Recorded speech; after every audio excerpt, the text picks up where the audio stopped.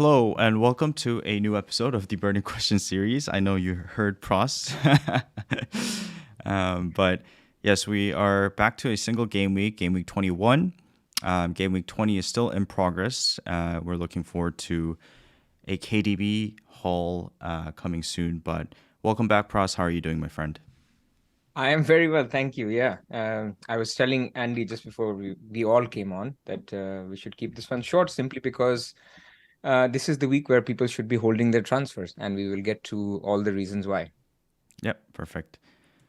Okay, so let's go right into it. First of all, we have some news in terms of KDB. He is fit and ready to go for the next game against Tottenham. I think he had some personal issues he was dealing with.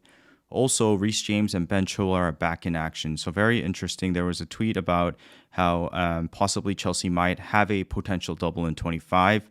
There's so many different iterations to get to that point, but Reece James back into the fold. How do you feel about this news, I Pras? mean, it changes the whole dynamics of Chelsea. Both him and Chilwell, whenever they fit. I mean, I was reading somewhere that him, Mm-hmm. Kante, and Chilwell haven't started together for since 2021 or something. It's massively long time, and it'll obviously impact everything because those two positions. I know Kante is getting older, but Chilwell and James are so important to them that you can expect a more fluid attack. You can expect better defending. So yeah, good for Chelsea. Yeah, fully agree with you. Chilwell just so important, and Reece James probably the most important player at Chelsea, to say the least. So we'll see how this folds out.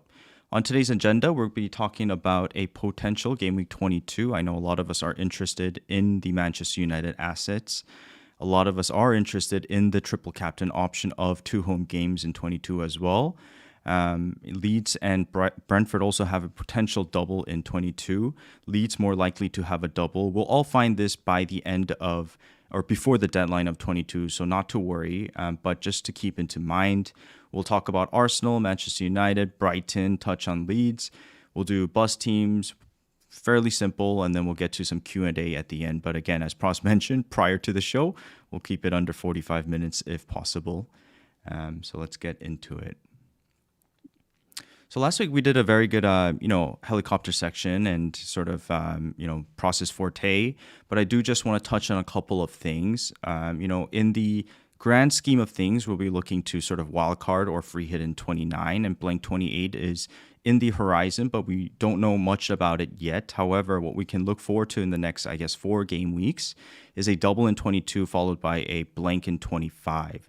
So for those that may not be aware, the teams that have a potential of blanking in 25 include Brentford, Brighton, Leeds, Manchester United, Newcastle, Nottingham, Southampton, West Ham. The only ones that really do matter out of these include, I think, for example, Brentford, Tony, Brighton. We talk about these assets and whether we should hop on them now. I know we'll get to that section later today, or we should hop on them later. Brighton are supposed to have a lot of games rescheduled at the end of the season, so I'm sure we'll be hopping on their value assets by then.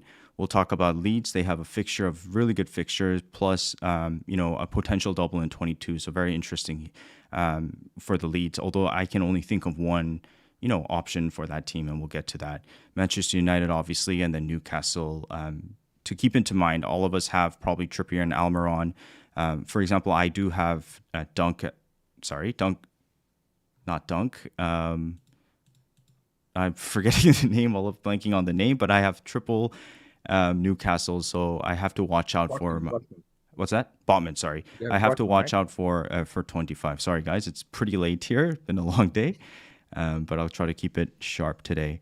One of the things I did see on Ben Crellin's tweet is that Brighton play Liverpool next Sunday, which is the FA Cup fourth round, and this can have some implications as to what happens in 25 and 26. For example, if Brighton do win, by the way, this is almost word for word, so again, credit to Ben Crellin.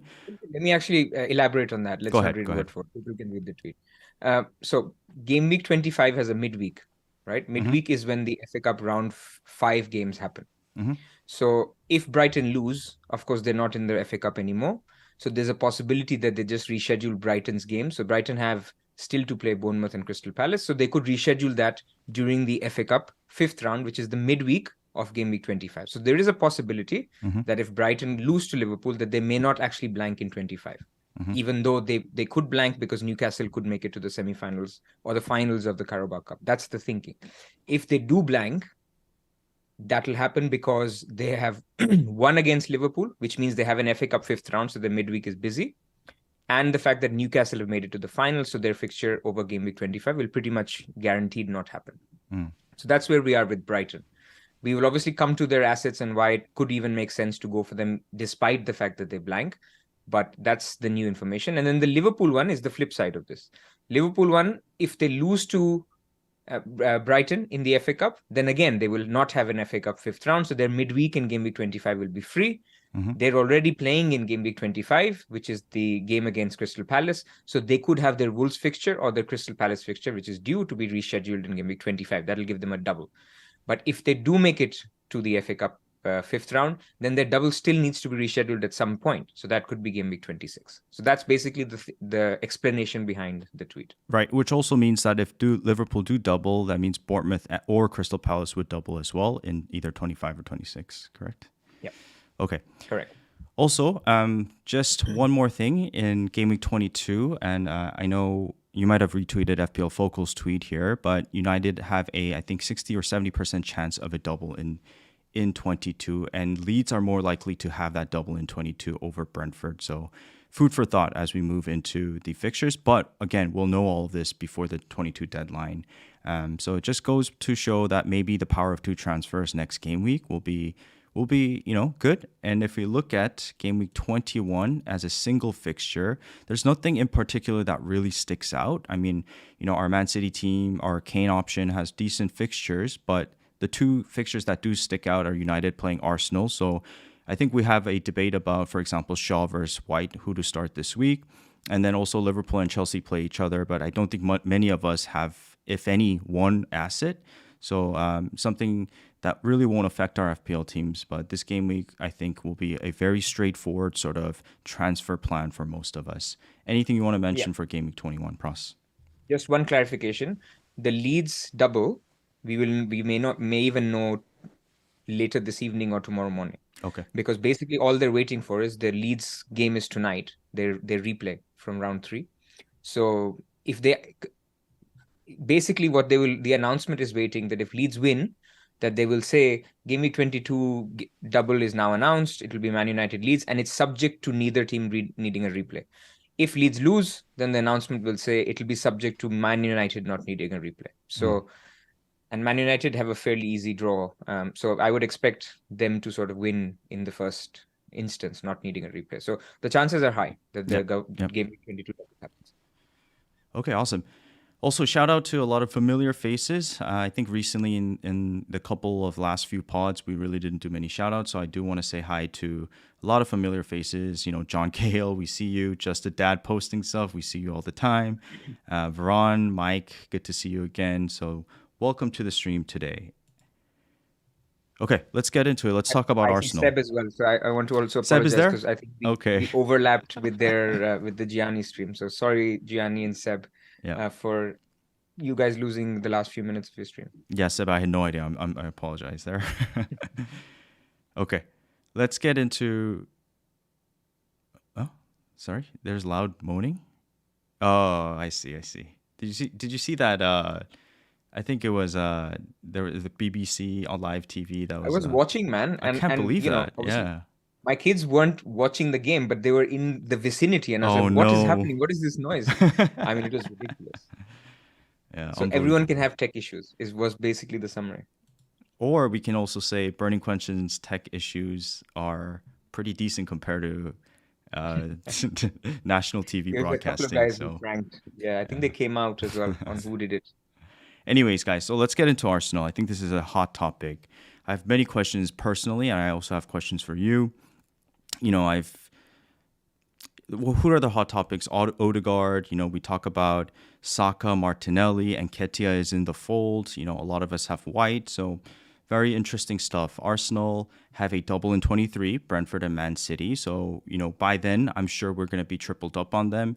If anything, we should be tripled up on them already. I mean, they absolutely murked Tottenham. They look amazing, and it worries me that I have one asset from them in Ben White. So, these two tables up here, we have XG per 90 over 60 minutes for the season. So these are season stats. And, Pras and I, when we talk, Pras, makes a good point that you never want to sort of have, stats to fit a narrative. But I think season stats are a decent way to look at, just the general picture of the team and who's playing well. But regardless of these stats, we already know what we know. And we know that Arsenal are an elite team and the best team in the league at the moment in time. So,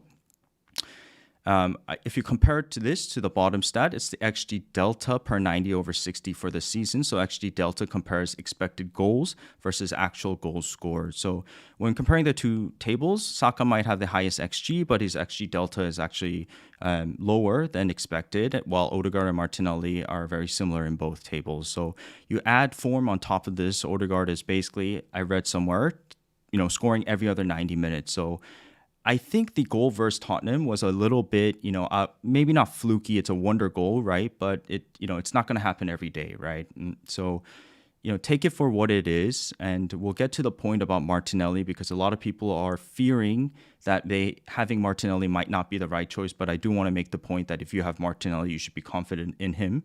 And so comparing these two, the general gist here is that Odegaard and Saka are top of the charts. And actually, when we compare MP XGI, so non-penalty XGI for the season, Martinelli is actually a little bit higher than Saka by a minuscule amount. So first here, anything you want to mention, and what are your thoughts on the three assets so far?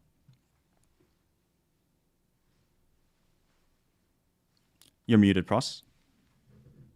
Sorry, I was gonna say I can't believe I'm defending Martinelli after like selling him in game week 9 and like not owning him. I think only owned him a couple of weeks after. He's a great asset, man. I mean, people who've held him, I don't get it. Why would you waste a transfer from Martinelli to Odegaard when the stats tell you that on an XGI basis? So I don't know if you have the next slide ready, but on an XGI basis, that's the one I care about because that will give you FPL points, whether it's an assist or a goal. Or obviously, goal gives you 5 and assist 3.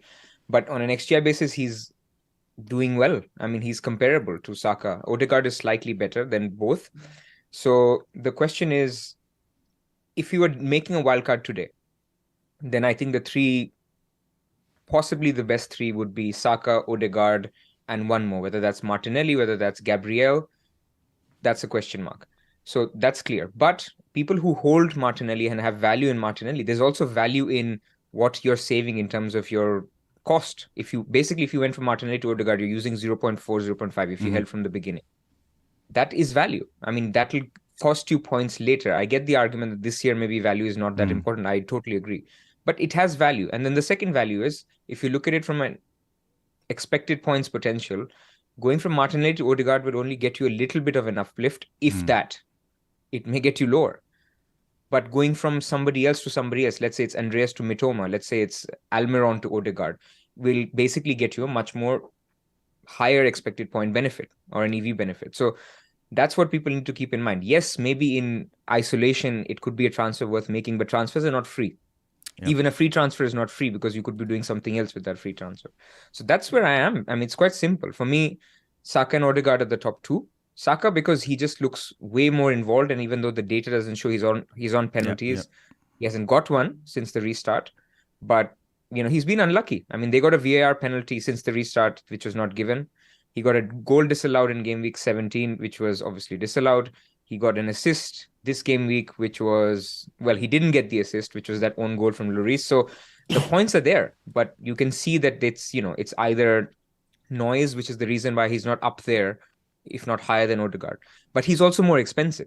So if somebody wanted to say that I want to go Odegaard, Martinelli, and White because I want to be cheap and I want to spend my money elsewhere because I have 3 premiums or something, again, I think that's fine. But let's be clear that in isolation, Gabriel is better than White because of his data, because of his headers, because of his potential to get a couple of goals between now and the end of the season. And let's be clear that Saka, because of the penalties, is better than Martinelli or Odegaard. That's where it is. But a sideways transfer doesn't make sense to me. I'm surprised you mentioned Gabriel, but just head to head, yeah, I'm sure Gabriel is the better asset. But for me, as an FPL asset in this moment in time, I don't mind White as the better or saying White is the better asset just because the value is much more cheaper than Gabriel himself. And I'm perfectly happy with White, to be honest. So I kind of disagree with you saying that Gabriel is a much more outstanding asset. Head to head, I'm sure he's the right pick, but in terms of value, in terms of money, oh man, I like White as the option in terms of defense. Yeah. But let's focus on the attack, Pras. And I agree with you fully about what you said. If you actually, on the eye test, it looks like Odegaard, Saka are the outstanding picks from this attack. But again, surprisingly, MPXG, MPXGI, they're all similar. And I as much as Odegaard is elite, if you do have Martinelli, I wouldn't make that sideways move. Are you with me there, Pras? Yeah, agreed. Yeah. So yeah, I mean, just talk about Odegaard a little bit. Let's get into it. I view him as a cheap, informed KDB-like type of player at this moment in time. Already 8 goals, 5 assists this season. He has the second most goals for midfielders within the league, followed by after Almiron. So, crazy. It's a season of change, and we have to really view him as a different, breed of a player this season.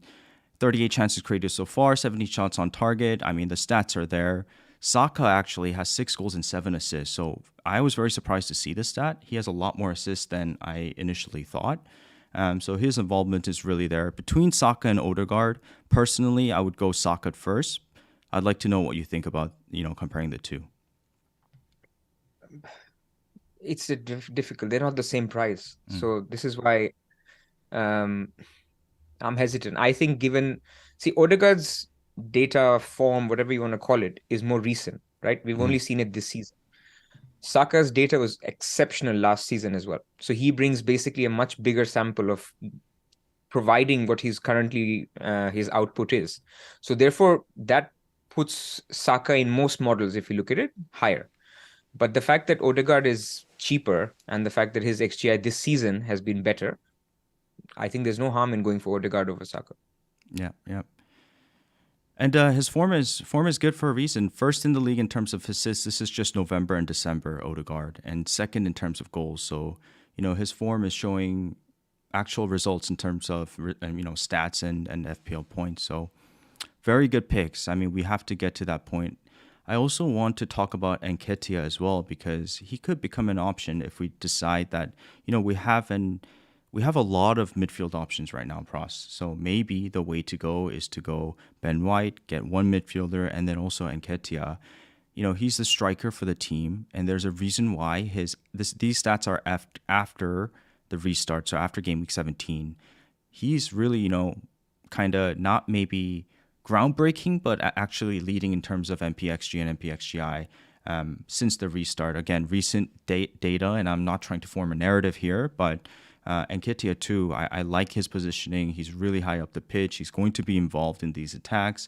It's a matter of time before he gets a haul, I think, right? Which game it may be, we don't know, but I don't know. Is he someone you would consider as an option?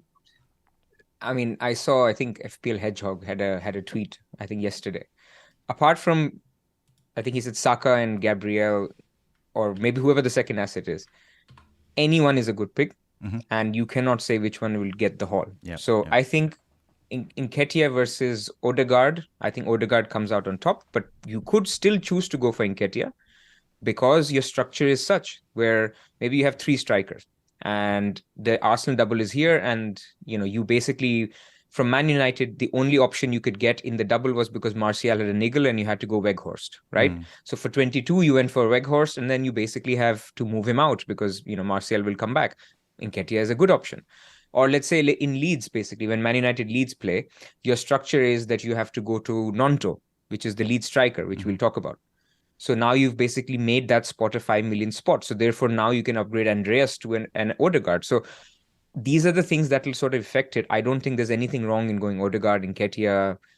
You may lose out on 5 points here or there, but I think given the noise, given the stuff, and you're again going to be wildcarding soon anyway, or free hitting in game week 29. So I wouldn't worry about it too much. Yeah. Okay, good. We'll get to a Q&A. So if you have your Arsenal questions, please do hold it. Let's get to your team, Manchester United.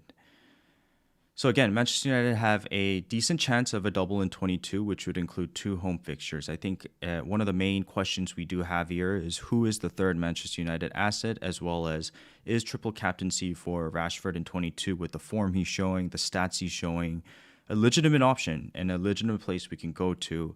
Right off the top of the bat, I feel like you can compare that TC to Game Week 20. It's still not over yet, as well as Game Week 23. So it'll be interesting to see how many managers are going to land there. How many do you think are going to actually do this? Because I'm actually considering this greatly for 22 myself. But how about yourself, Pras? Sorry, I missed your last question. I think my internet was hanging. Sorry.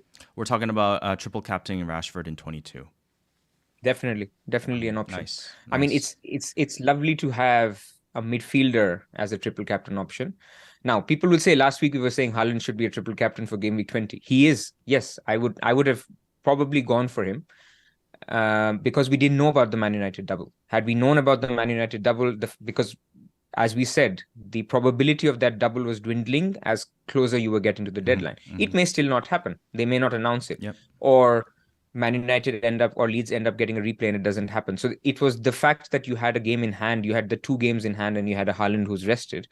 But if the double now happens, and this was one of the possibilities that we'd shown last week, if the double happens, then for me, I mean, Rashford at home, 2 home games, the home form has been incredible. You get a clean sheet point because they're defensively being great. You get an extra point for a goal. Even if he gets 1 goal, 1 clean sheet, 1 assist, you're sitting on 13, 14 points. And of course, everything else is upside. So yeah, I think definitely a consideration if that double happens. Yeah, I'm agree with you. I want to go there. So let's hope this double drops. Again, the big merit also here is that it not only is the team's scoreable, if that's a word, but it's also 2 home games, which is really nice to see as a triple captaincy option. So the tables. But he'll be 200% EO. Just for people to know. I mean, he'll still be everybody else will also captain him. Yeah. So back to the people who look at EO for triple captain, which we've told you not to. But if you do, he will be 200% at EO. So pretty much everyone will also captain. Yeah. The reason being is that City are playing Spurs, I believe, in 22. Yeah. Even though, I mean, City. I mean, no, but what I mean is it's not about City being in poor form. It's a single game week versus a double game week for a good team. Yeah. Susan, I know you're wondering who else plays a double. Again, no confirmed doubles for 22, but Leeds do have a chance of a double as well as Brentford. So the tables here we have sort of over the course of the season, MPXGI per 90 over 60. All these tables are per 90 over 60, which means just, they have to play over 60 minutes, right? So Rashford, top of the table in terms of team stats, followed by Bruno and Antony, and then Eriksen. Eriksen, for good reason, is still a great player, but he's the pass to assist guy, so he just doesn't appeal as an FPL option ever to me, right now at least. So the only other option would be Bruno, but how do we get to Bruno? It's not easy to get to Bruno. Recently, he's scored, he's ticking along, so it looks nice. However, if we look at...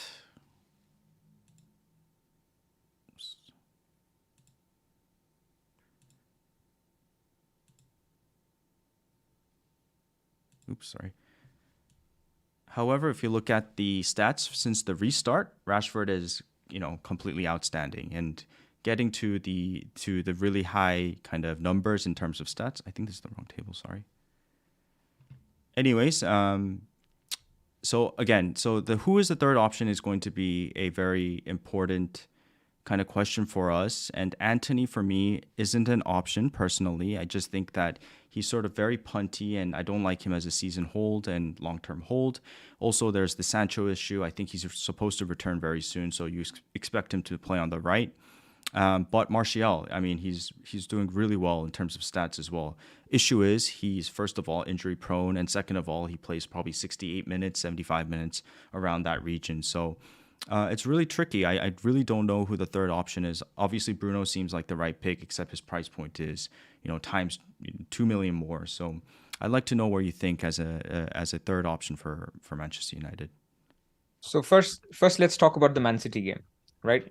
Because there was a change there. What the change there that happened was Fred played in the middle, and Eriksen. So it was basically Casemiro, Fred, and Eriksen. And the reason was Bruno moved to the right, where Antony plays. And the reason was Cancelo was starting on their left. Mm-hmm. And because Cancelo plays inverted, Bruno could basically also come into the middle. So you basically overpower the midfield. You have now Bruno, Eriksen, Fred, and Casemiro. So now you have basically that was the way Man United sort of controlled. I wouldn't say controlled. They had 35% possession, but they held or they kept City away. Mm. This will happen again against Arsenal, I think, over the next week, but it may not happen against Crystal Palace and Leeds. So that's one to watch, where Bruno may not play right forward and may not be as attacking. I mean, people may think he scored, which was a controversial goal in the first place. He may go back to the Bruno who was not on set pieces and who was basically fairly central.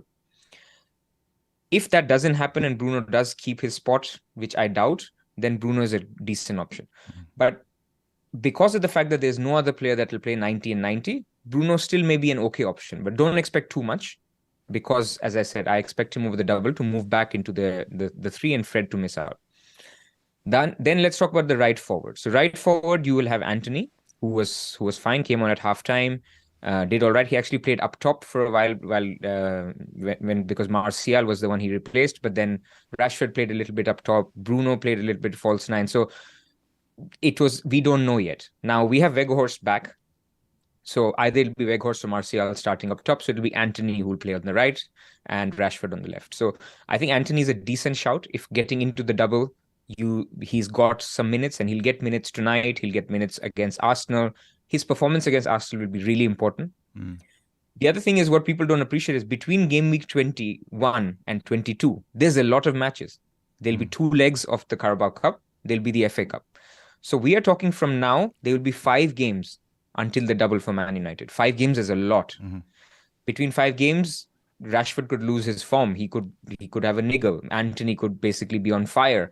So all I'm trying to say is keep your options open. If you're not tripled up on Man United right now, keep that slot open.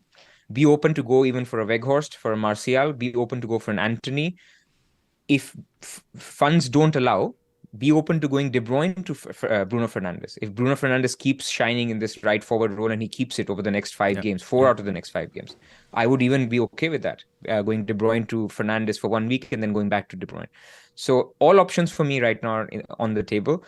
You need to remember that the third option is the third option for a reason, because there is no very, very, very good option. Mm. I think if a fit Martial is there, then he's clearly the best third option. We've talked about him. But now Weghorst is in the picture and Martial is also, Ten Hag is a little bit questioning whether he can play, but he also praises him a lot. He says he was pressing a lot. He wanted to start against Man City. Now, I don't really buy that because if Ten Hag didn't want him to start, he wouldn't have started. So Ten Hag likes him a lot. So these are some of the dynamics that I wanted to sort of talk through that people need to understand how the picks are working. If you wanted if you were out of ideas, you wanted a doubler who's just holding that spot for Odegaard a week before, then Eriksen is also fine. Eriksen may get an assist in one of the games from a set piece. He may be, get a clean sheet, gets you 8 points. What else do you want? It's fine. So these are the things to think about. I think the other thing we should discuss is double defense.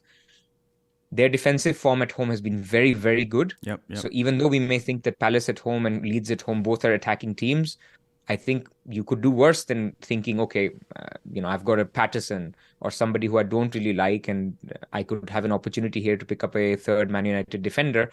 My only issue with that is when you go for a Bruno, you can go back to a KDB or a Salah. When you go for a Eriksen or an Antony, you can go to an Odegaard. When you go to a Martial, you can go to an Nketiah. Why it makes sense to do that is because, again, remember, Man United might blank in 25, might blank in 28. So you don't want to overload. If you go for a 5th defender as a Man United defender, you're basically creating another blanker that is going to give you problems in 25 and 28. So those are my thoughts. Yeah, I do agree with you. They are elite defense. In terms of minutes per XGC, even they've been the top since the restart. For good reason, right? They've had a sea of green fixtures, but over the course of the season, there have been an elite defense. But for me, personally, I have a kind of a set template 5 defenders that I really like. I don't feel like I need to move off it. So there's really no space for another Manchester United defender, unless, for example, De Gea becomes an option for you. But I'm very interested I'm very interested to see the dynamic with Weghorst. I mean, there's the Dutch connection there, and Martial for me has always been a great link up type of player, solid finisher when it comes to finishing, as well as, he's got that burst of speed, but never one that seemed to fit the Ten Hag sort of, Ajax pressing type of player. But somehow No, he he's presses. Why do you say that? He presses. for me, I just feel like he's more of a sort of a poacher in some ways. He does press for sure, but not to the extent that I would think of an Ajax player to press. But maybe he's breaking his old habits, and he's obviously doing well, right? But Weghorst, he's sort of the typical Lorente type of big man up top. So how do you think he's going to be utilized for this team? I'm sure he presses a lot. I know he tracks back a lot. I know he runs a lot. But how do you see this sort of dynamic between Martial and Weghorst? Who's going to start? Is he just a sub type of striker? Yeah. Before seeing him play, it's very hard to kind of say anything. But my inclination at the moment is that he's got Martial. He's fairly happy with him, but he cannot rely on him because of his injury issues. So he needs somebody who can come in and potentially start some games, and Martial can't start 3 in a week. So it's going to be very tricky to predict who's going to start. What you can say is, over the course of 5 games, I would say Martial gets on average 50-55 minutes, because sometimes he may get early subs, sometimes he may not start and get and Weghorst will get 35-45 minutes. So whether he comes on for Martial, sometimes for somebody else. So that's basically it. So it's not great for either at the moment, unless the other is injured. Okay, nice. Okay, let's get to Brighton. While you're doing Brighton, I see Spartans is talking about Casemiro, guys. I mean, Casemiro is the same as Kante, man. I mean, look, he's a little bit further. I mean, he does get involved in assists, so I'm not sort of completely dishing him as a FPL pick. But really, I mean, you'll have to be very lucky to get a return out of him over 2. Don't look at his past. Sometimes he does come forward. He does bump forward, as did other DMs of the past. Rodri scores for Man City. So, but that doesn't make them an FPL pick. It's very hard to predict points from players like these. So I personally wouldn't go there. Go for the set piece taker in Eriksen. At least you have a chance. Yeah, agree. Casemiro, I would never touch him. But okay, let's talk about Brighton. Brighton's very interesting. They do have a likelihood of a blank in 25. And as I mentioned in the beginning of the pod, they have a chance of getting a bunch of rescheduled games towards the latter part of the season. So at some point in time, we're going to want them. Fixtures aside, they look fantastic, right? They look like so many weapons on the team, so many dynamic ways. And a team is super strong in football, in my opinion, when they have ways to score from different outlets and different zones of the pitch and different ways to score as well. And you have a World Cup winner in McAllister coming back, pushing up a little forward.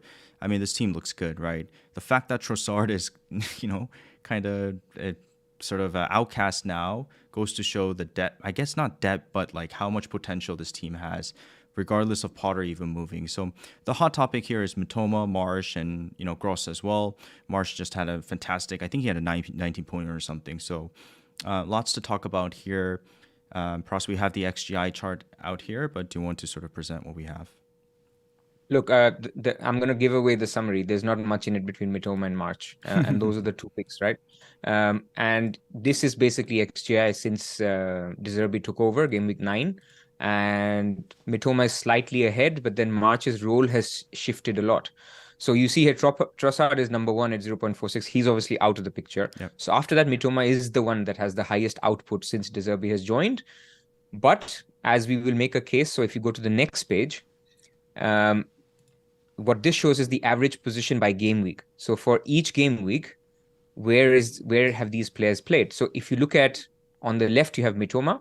Mitoma's pretty much stayed since De Zerbi has joined around, your left forward, cutting in a little bit. But March has, as you can see, the higher the number, the more forward it looks, which basically tells you that he's basically getting further and further ahead the longer he's playing with De Zerbi.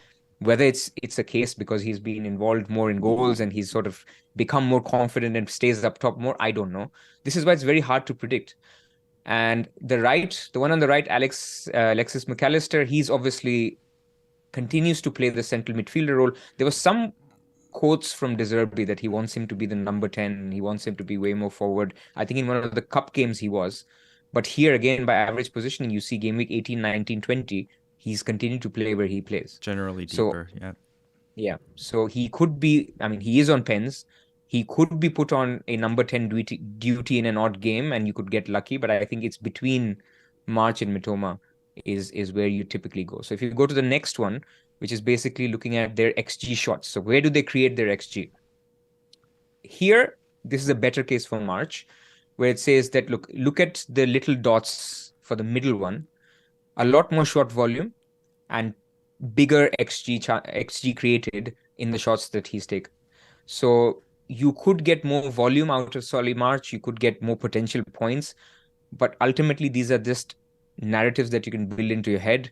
On an XGI basis, Mitoma is doing better. He's the one who drives the team forward in terms of his runs. The guy is an amazing dribbler. So amazing dribbler, yeah. All good stuff. I mean, so I would say between Mitoma and March, whatever your structure allows, doing this research, I've sort of convinced myself that March is slightly better, just a little bit better. So if you wanted to sort of pick one and if money was not an issue, then I would sort of just favor March. But you just never know, because he may change his positioning again back to the original one when he started, which was slightly more withdrawn. But why would he if he's scoring so many goals and assists? So you could get this purple patch. The guys at FML, FPL were saying basically he's in the same Almiron patch. Basically the patch that Almiron had before the World Cup. Yeah. So why not get that? Because you're going to lose them in game week 28 blank or some other time and then wildcard them back or something. We will have minimum 2, if not 3 Brighton assets after game week 29. I guarantee you. Because they have a lot of doubles to reschedule. They will be the core of our bench boost in game week 34. So we are talking about all this now so that you are now, when you next time watch Brighton, have a look. Where is March playing? Where is Mitoma playing? Who is looking more threatening? And then let's revisit this in a couple of game weeks when we have to actually make the decision. Yeah. Okay. The main thing for people to consider right now is, shall I take the plunge? Shall I take the plunge knowing that they could blank in 25? They will almost certainly blank in 28. They may not double before then. So should I just go for it because of the fixtures looking so good and the team being red hot? Or shall I wait and just pray that, the guy who I have as my 7th attacker, who will not be Andreas, by the way, because a lot of people are looking Andreas to Mitoma, you will be benching someone instead, whether that is Mitrovic, whether that is another attacker, that remains to be seen. So you just have to pray that either they can match or you take the plunge now. Yeah, so, the teams that matter that might blank in 25, Brentford, Brighton, Leeds, United, Newcastle, for someone like me who has triple Newcastle, getting onto a, informed player with value at this moment in time in Brighton is actually not the worst thing in the world, but also it creates issues later on, I'm sure, when it comes to 25. I'm sure I could solve it with 1 or 2 transfers, but I know I want to save a transfer this week, attack 22, then we have a double for Arsenal, and then who knows what's going to happen by the time we get to 24, 25. So I think being patient on it is good. The one thing I want to say as a, obviously South Korean, we fear Mitoma in terms of Japan, and we were very surprised that Mitoma was not coming into the starting in the World Cup games. That goes to show their depth.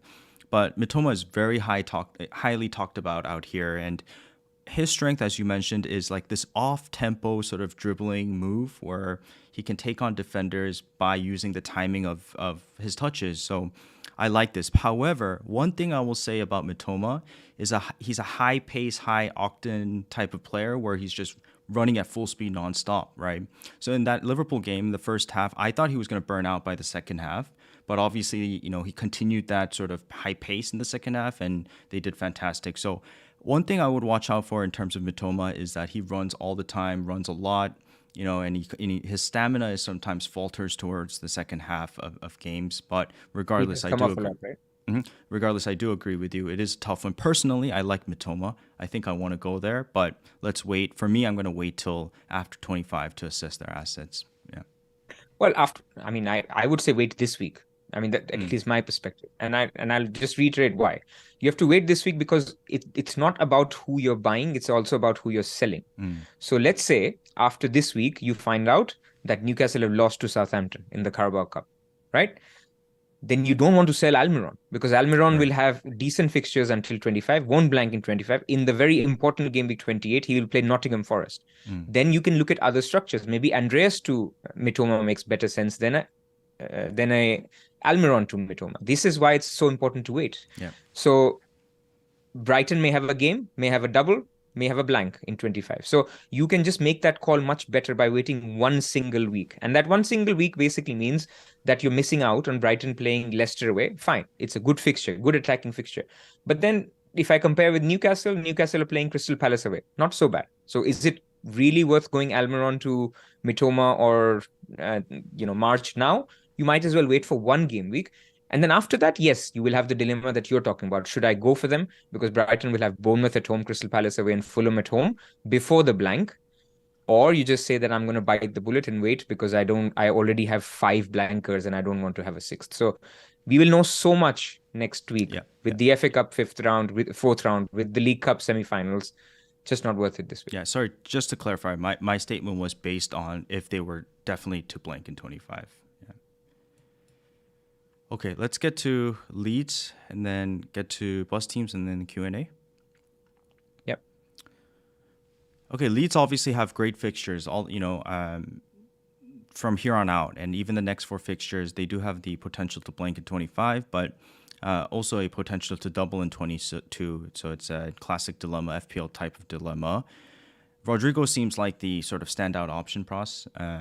He's ticking along nicely. He's fifth, sixth in terms of MPXGI for the season. His finishing is sort of frustrating. I think that's the right word. I wouldn't say woeful. I mean, he's still getting goals, but Leeds in general as a team are just not great finishers. They get a lot of chances, a lot of goals. I think the quick summary here is they're defensively really bad, but as in terms of getting goals, they're pretty good. So I would lay off their defensive assets, but maybe there's some interest in their attacking assets. Bamford, obviously a FPL favorite 2 seasons ago, came off the bench and scored a goal in the recent fixture against Villa, but I feel like he's someone we just, won't go close to. They did sign a very interesting signing in Rutter from Bundesliga. I don't know much about him, to be honest, but, club record 36 million, so there's good reason for it. What I've read is that he's sort of like a hybrid type of player. Leeds are likely to play him centrally. However, he's sort of going to play that winger. So Bundesliga, good comparison would be Narby. So I feel like he's going to be a wait and watch for us. I don't think he's going to be someone we want right now. Who knows? He might have, come off the bench for a couple of games before he's implemented into the starting lineup. Plus, Rodrigo is doing perfectly fine up top, so I don't see his position being taken. Yeah, that's my quick summary here. I know there's not Aronson as well and some other options here and there, but what's your take on Leeds moving forward, because their fixtures are obviously good? I mean, I'm gonna watch them tonight. Watch them in the next game week. Watch them if they make it in the FA Cup, and then decide, because Bamford's coming back, as you mentioned. So whether even Rodrigo starts or whether he gets the minutes on which position is a question mark. Is he a 10? I mean, he doesn't play that well as a 10. Then Nonto, how is he looking in terms of his nailedness in the team once that happens? So I think for Leeds, it's a case of you watch them so as I said, you have 3 more games to watch them before the double. Again, not one where you need to plunge now. Even though if you did, you get the extra Brentford at home now, but I don't think it's worth it. I think you just wait and you see. Aronson is the one who'll be nailed, but won't get you the big points. Maybe Bamford is fully fit in the next 3 games, and you're confident. But whether that is the case in a double in which the games come thick and fast, I don't know. So for me at the moment, it could be nobody, or it could be Nonto, it could be Bamford, it could be Rodrigo, depending on what we see in the next 3 games. Yeah, well done. Well summarized. I agree with you fully. Okay, let's get to bus teams, and then we'll do a Q&A. I have your team here first, Pras. Do you want to read it out? Okay, so yeah, I don't have it in front of me. Sorry. I'll open it. All right, so my team has at the moment Kepa in goal. So between Kepa and Ward, I've sort of made peace with starting Kepa, just because I trust Even though Chelsea are not doing well, I trust Chelsea over Leicester. Leicester look really poor. And their opponents, I mean, Brighton, I'm backing to score goals for sure. Liverpool, you never know. Maybe they have another really bad performance. So I've gone with Kepa. Actually, in my last week's moves, a lot of people are surprised I meant Mings instead of Botman or anybody else. The reason was because I had left exact money to go Kepa to Edison this week. And I'm sort of not going to do that now because I just don't think that with the potential that Kepa will have, the one clean sheet that he keeps, he gets 10, 11 points compared to Edison, who'll get 6 points. So I'm a little bit debating it. But that was the thinking why I wanted to save that 0.1, 0.2 to give me that option. Maybe Kepa concedes 2 goals in the previous game instead of a 10-pointer, and I'm thinking differently. Or if City kept double clean sheet and I'm thinking different. So I wanted to have that option. At the moment, I won't go there. So that's goalkeepers anyway. Then in defense, I have White, Trippier, and Shaw. Again, one of the reasons why I went for a Mings or a Botman kind of spot is because I'm done benching Ben White, Shaw, or Trippier. Basically, these are the 3 defenders I want to start every week. And you can make an argument that people who have Botman could think about benching either White or Shaw. But for me, I think these are 3 good picks, good teams, and I'm basically backing these 3 teams to. I mean, Nice. these are We have good 3 teams in discussion the for my Champions team League. as well then. Yep. So that's where I'm at in defense, and then I have got in midfield Saka, De Bruyne, Rashford, Almiron. I've got Mitrovic, Kane, and Haaland. So as you can see, I suffered the Mitrovic penalty pain against a non-Newcastle double defense. I suffered the Saka assist pain, which, finally he could have outscored Martinelli. 70% Martinelli owned Martinelli, but I didn't get the points. And then he lost bonus as well of that. So it is what it is. And if De Bruyne was out as well this week, I would have completely things basically haven't gone. Yeah. You can make all the good decisions, but if some seasons things don't go your way, I was already philosophical by Sunday night that look, I know. not happening. Obviously, I know your season so well, Pras, and I just want to say you've had a very unlucky season, especially also that sort of last minute, app breakdown as well. You lost about 15, I think, points there. So, Yeah. guys, Pras has been having it rough, but all your Oh no, decision don't making. worry. Everyone has been. Yeah. I mean, a lot of people own Saka. This thing. I mean, I don't want to make it about myself, but Yeah. what I mean is, you have, we always set goals of 10K or whatever, and we know that this will get me anyone's skill will get you up to 100K, and then luck gets you to 10K, and luck happens. Last season, Yeah. game week 25, I sold Salah. I think everybody owned Salah just before the blank. The guy misses a penalty. That's the luck you need going your Yeah. way. Yeah. This Mings transfer that I made, it reminded me of last season I bought Ben Davis. Basically, nobody was even thinking, and I was like, okay, I think Oh, given I the remember plan, that. Ben Davis, Yeah. guy gets 15 Yeah, points I the remember first that. time I get. So I'm not saying you need to be this lucky, but so going into the season that are you getting the rub of the green or not? So some seasons you don't get, and therefore you need to sort of readjust your plans. Anyway, I think I have never said that 10K is the goal. The goal is 100K because that's basically everyone who spends this amount of time should aim for that. Whether they get it or not, again, they could be very unlucky and not get it. So that's what it is. So aims have been sort of little bit recalibrated. Yeah. So that's where we are. I think we can tell ourselves that aim is 100K, but deep down, deep down inside, we want to get to that 10K, that golden number. You always want to. Always want to, right? Obviously, it's still a game, and 100K is a very good, reasonable goal to have. But it's very nice to be in that region and have a chance to get to that 10K, top 10K at the end of the season. Again, it's I think from 100K to 10K is maybe 80% luck. So I wouldn't be beating myself about it. I want to ask you about Kepa and Ward because I'm having a dilemma here.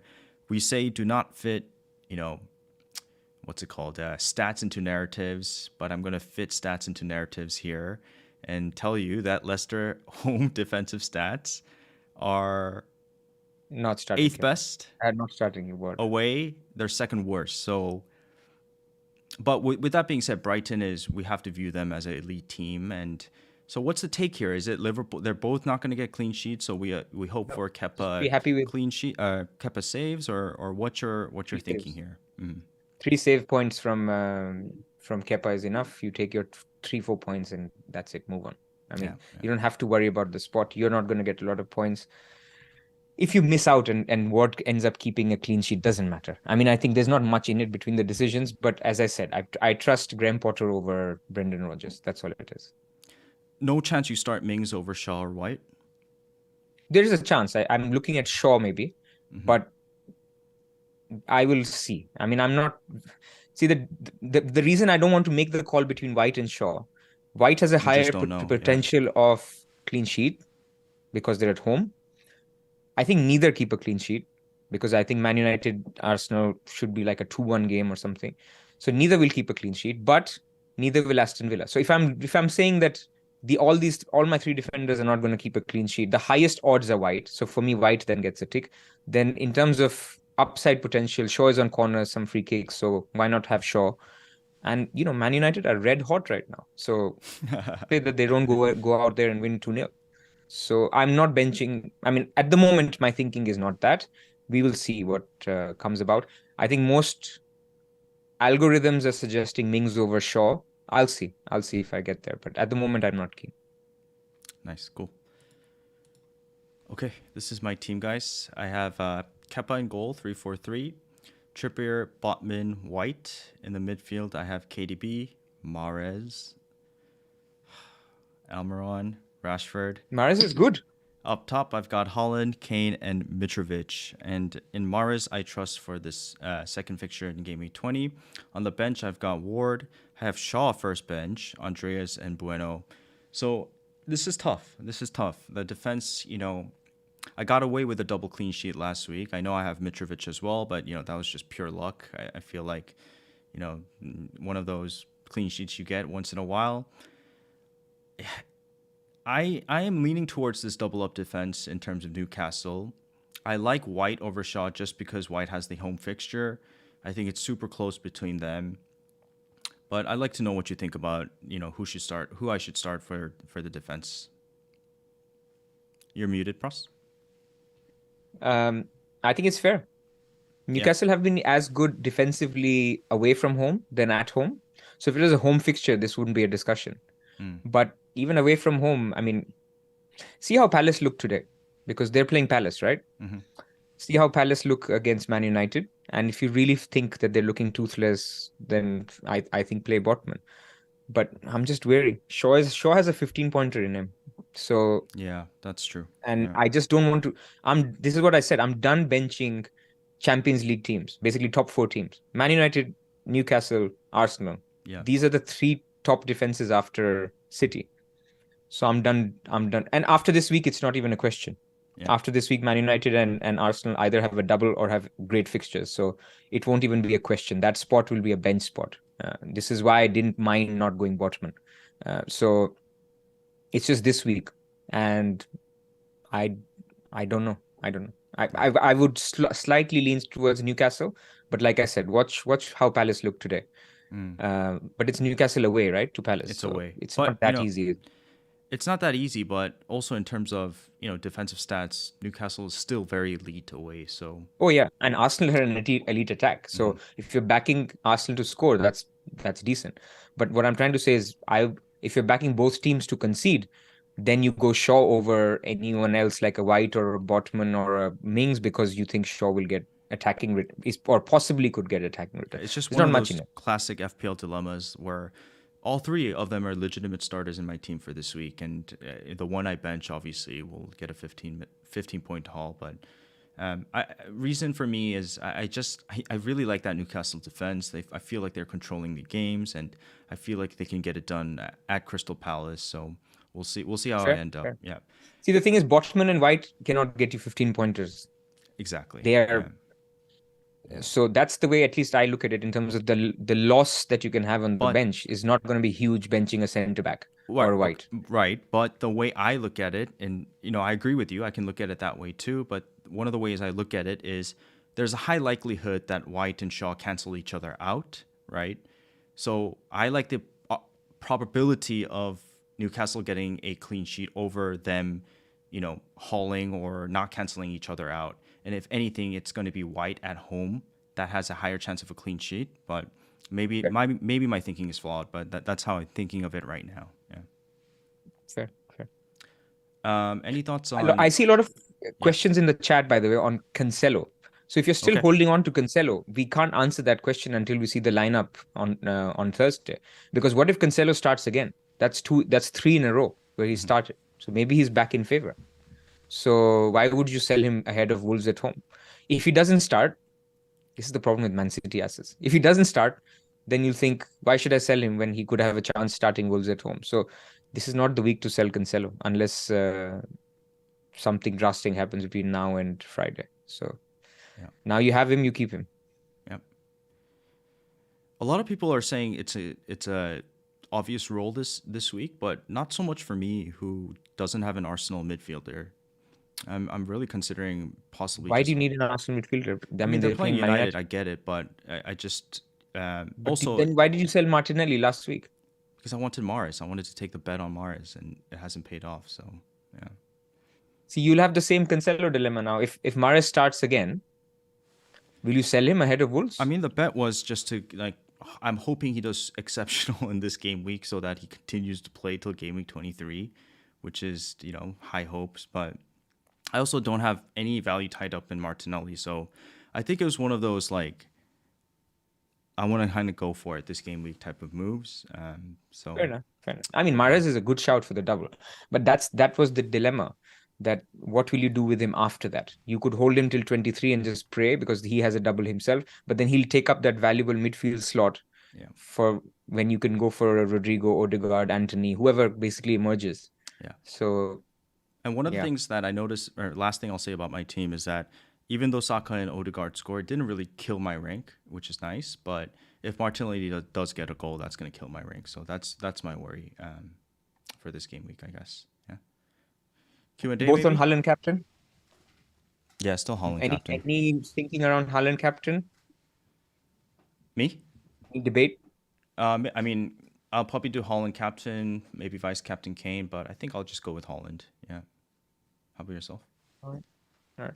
No, I mean, I think I am as well, and I'm still of the camp that he's still perma captain.